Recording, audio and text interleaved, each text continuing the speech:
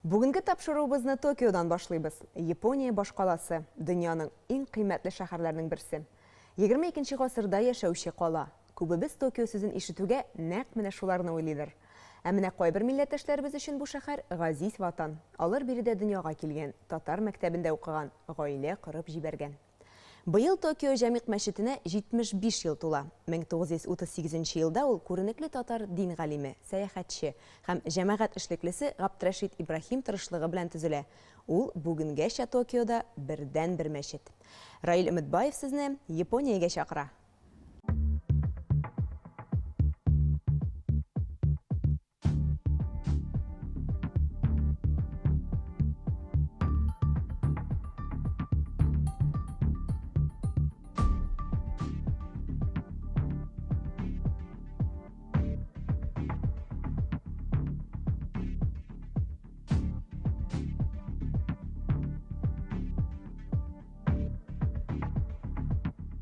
Токио, Казан кебек борынгы шәһәр түгел, беренче ныгытмалар 12 гасырда төзелә.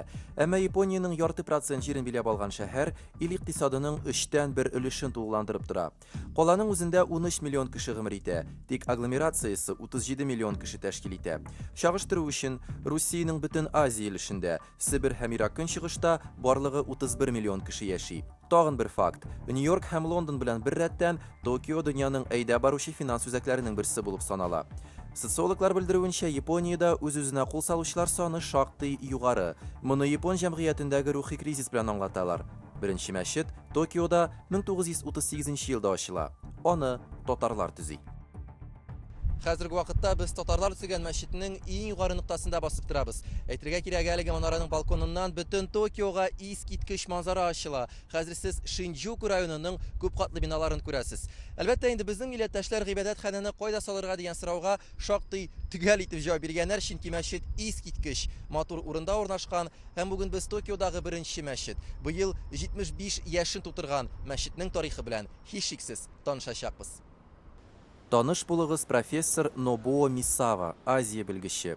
Ул бала чактан тарих белән кызыксына, тик мәктәп программасында бары тик Рим империясы турында гына укырга насыйп була. Дөньяда тагын 2 бөек императорлыкның барлыгын ачыклагач, Нобуо әфәнде гомерен тарихка багышларга карар кыла.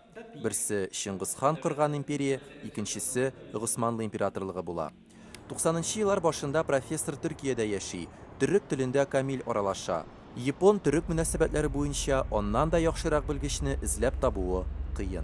Abdülreşit İbrahim 1900 yılında Japonya'ya gelirken Japonya'daki liderler arasında mesela Ito Hirogumi, Okuma Shigenobu gibi eski başbakanlarla konuştuk. Bir de o dönemindeki askeri kumandanlarla ile konuştu. Bu yüzden Abdülreşit İbrahim 3 ay Japonya'dayken böylece Japonya'daki liderleri biz Müslüman üzerine çok merak ediyoruz.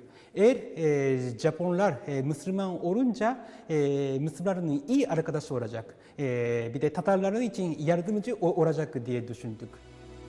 Габдрашид Ибраһим, Япониядәге татарлар турында сөйләгәндә нәкъ менә шушы исем калкып чыга. Тубыл губерниясендә туган милләттәшебез турында аерым сөйләргә кирәк. Нәкъ менә ул Омск якларында гомер итүче милләттәшләребезне Русиядән Төркиягә күченергә инде. Бүгредилек авылына нигез салган татарлар нәкъ менә аның үгет нәсихәте белән туган якларыннан Госманлы дәүләтенә күченә. 1905 елда Япония Рус-Япон сугышыннан өстен булып чыкканнан соң Габдрашид Ибраһим бу дәүләт белән кызыксына. Япониягә 3 айга килә. Мондагы тормышны өйрәнә, күргәннәре турында Казанда нәшер ителүче татар журналларына яза. Шул ук вакытта 20нчы гасыр башында Русиядә Транс-Сибир тимер юл төзелеше тәмамлана һәм күп кенә татарлар Ирак көнчыгышка эшчеләр булып күченгән була. Ә Япония, Корея һәм Кытайда исә бу вакытта модага Европа киемнәре үтеп керә башлый. Әмма Европача киенер өчен сыйфатлы тукымалар булмый. Һәм бу тукымаларны татарлар китереп, алар белән сәүдә итә. Шул рәвешле Ирак көнчыгышта татар сөйләме елдан-ел ешрак ишетелә башлый. Милләттәшләр биредә гаиләләр кора, балалар үстерә һәм 17нче ел килеп җитә. 1917 Rusya inkılabı olunca Rusya tarafından Rusya içindeki Müslüman Tatarlar üzerinde baskı çok şiddetli olmaya başlanmış.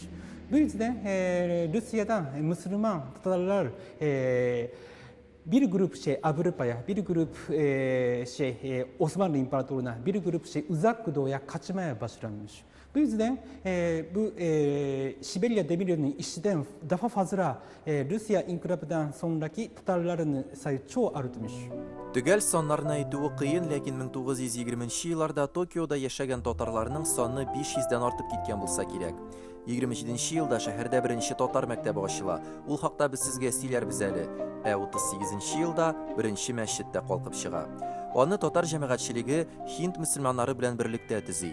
Габдрашид Ибрахим 1940-ci yılğa qədər məsciddə imam булып тора.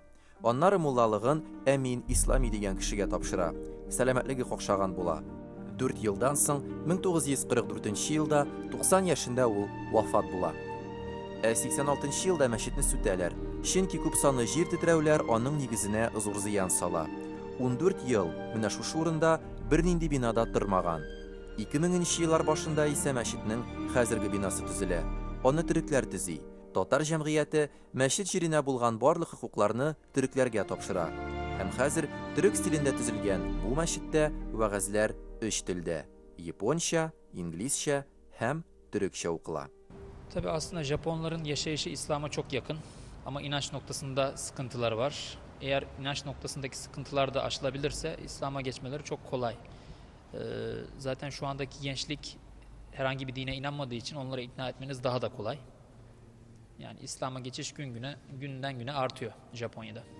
Япония башкаласында беренче мәчетне салган татарларның нәсел дәвамчылары бүген ничек һәм иң мөһиме кайда яши? Ни өчен татар мәктәбенең тарихи бинасын быел сүтәргә җыеналар? Ул хакта без сезгә киләсе тапшыруларыбызда сөйләрбез. Раил Өметбаев, Татарлар, Токио.